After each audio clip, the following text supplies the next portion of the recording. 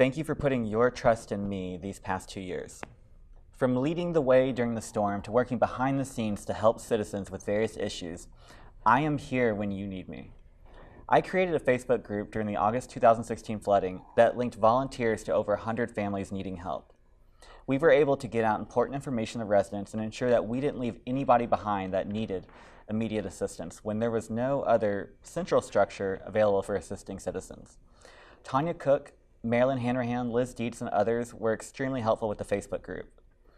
I also want to give a shout out to Zach Fogelman, Jeff Sexton, Ian Hensley, Blair Murphy, and the many, many other volunteers, firefighters, police officers, dispatchers, and public works employees that assisted with the recovery.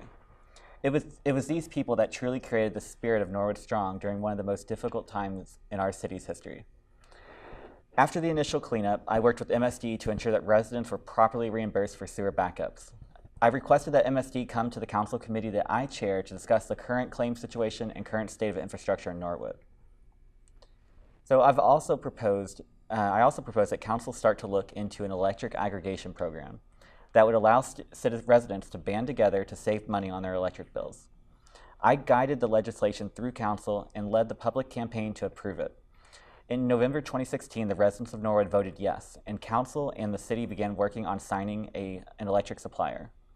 This summer, the city began a 3-year contract with Dynergy that is saving residents 14% on their generation charge on their electric bill. Because of these actions, residents are now collectively saving $700,000 a year on their electric service. I've also rallied against the dangerous Duke Energy pipeline. In years past, Duke extended a pipeline down from Mason to the Blue Ash area.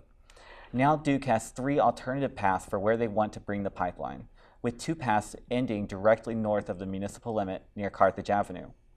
I was the only elected official from the city that went to a forum for elected officials to ask questions of the Duke Energy representatives.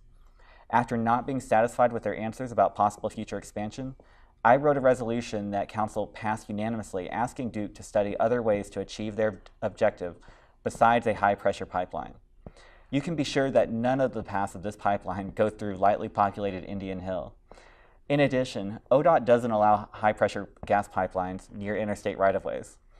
If this high-pressure pipeline is not safe enough for Indian Hill and not safe enough to be near interstates, it's not safe enough to be near Norwood. On council, I have been the only member to ever vote against the majority on anything. One of my proudest votes is voting against the Fiscal Recovery Plan. The Fiscal Recovery Plan is a 5-year projection on what the city is going to spend its money on. When it was presented to council, it had 0 general fund dollars allocated for street capital improvement projects in each of the 5 years of the plan.